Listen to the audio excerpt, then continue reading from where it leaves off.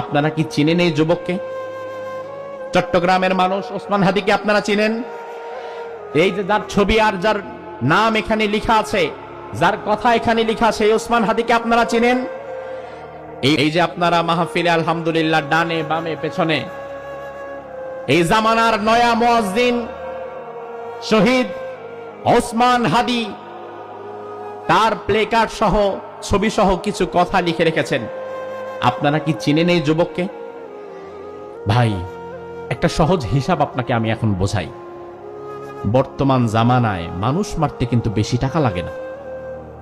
একটা গাঞ্জাখোর, নেশাখোর, নেশার প্যারা যদি মাথায় ওঠে, গাঞ্জার পিনিক যদি একবার ওঠে, হাতের মধ্যে 10,000 টাকা কিংবা 2 পোটলা গাঞ্জা দিয়েও যদি বলেন ওই লোকটারে মেরে ফেলবা, এই 2 পোটলা গাঞ্জা অথবা 10,000 টাকার জন্য সে খুন করে ফেলতে পারে।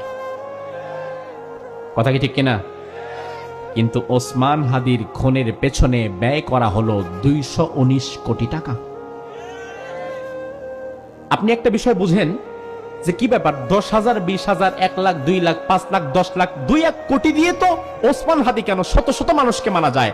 ওসমান হাদির সাথে কোনো গার্ড নাই, সিকিউরিটি গার্ড নাই, ফোর্স নাই, কিচ্ছু নাই, দল নাই, নেতা নাই, কর্মী নাই। একা একটা যুবক ইনসাফের পক্ষে আওয়াজ তুলে তুলে রাস্তায় হাঁটতো, মানুষের দাঁড়ে দাঁড়ে মানবতার কথা বলতো, আধিপত্যবাদীদের বিরুদ্ধে কথা বলতো। ওসমান হাদির কথা ছিল ভারতপন্থী রাজনীতি বাংলাদেশে চলবে না, বাংলাদেশের সবচেয়ে বড় শত্রু হচ্ছে ভারত। এই কথাগুলো ওসমান হাদি বলতো। ওসমান হাদি আমাদেরকে বারবার বলে গিয়েছে, ও বাংলাদেশের মানুষ, প্রয়োজনে ঘাস খেয়ে বেঁচে থাকো, পোলাও কোরমা খাওয়া লাগবে না, প্রয়োজনে ঘাস খেয়ে বেঁচে থাকো, তবু সীমান্ত পাহারা দেওয়ার জন্য শক্তিশালী অস্ত্র বানাও। আর এজন্যই দেখেন 219 কোটি টাকা ব্যয় করা হলো ওসমান হাদির হত্যার পেছনে।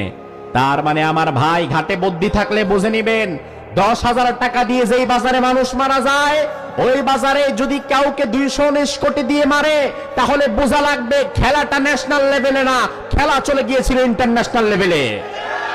পার্শ্ববর্তী দেশের মুশরিকরা ভালো করে হিসাব কষে দেখেছে, ওসমান হাদি যেভাবে মুশরিকদের বিরুদ্ধে কথা বলছে, গোটা বিশ্বে আধিপত্যবাদের বিরুদ্ধে কথা বলছে, ভারতীয় আধিপত্যবাদীদের বিরুদ্ধে কথা বলছে, জালিম স্বৈরাচারের বিরুদ্ধে কথা বলছে, ওসমান হাদির মতাদর্শ যদি বাংলাদেশের যুবকদের মধ্যে ঢুকে যায়, তাইলে আগামীর বাংলাদেশের যুবকেরা ভারতপন্থী রাজনীতির কবর রচনা করে বাংলাদেশকে গোটা বিশ্বের দরবারে এগিয়ে নিয়ে যাবে।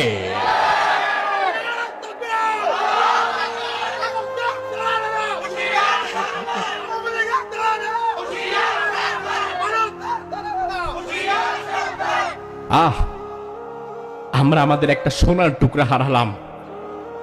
ও জাতি, তোমরা বুঝলা না কারে হারাইছো? ওসমান হাদি এমন এক নয়া জামানার মুয়াজ্জিন ছিল, আমার মতো হাজারো আলেমের চাইতে আমি বিশ্বাস করি তার দেশপ্রেম, তার তাকওয়া, তার ঈমানি কুওয়াত আরো বেশি ছিল। কারণ কত আলেমরে আমরা দেখি একটা সিটের কারণে বিক্রি হয়ে যায়, একটা আসন পাওয়ার জন্য বিক্রি হয়ে যায়। এমন বড় বড় আল্লাহর বান্দা, বিশাল বড় বড় ওয়াইজ আলেম আছে না নাই? অথচ ওসমান হাদি তার মাথা বিক্রি করে নাই। প্রয়োজনে 219 কোটি টাকা মূল্যের বুলেট মাথার ভেতরে নিয়েছে, শহীদ হয়েছে, আল্লাহর জমিনে রক্ত ঝরিয়েছে। কারো কাছে কল্লা বিক্রি করে নাই, আল্লাহ দেয় নাই, প্রয়োজনে কল্লা দিয়ে গেছে, জীবন দিয়ে গেছে, ঈমান দেয় নাই। এই যে গোটা বিশ্বের আধিপত্যবাদ, আমেরিকা সেই আধিপত্যবাদ কায়েম করে রেখেছে।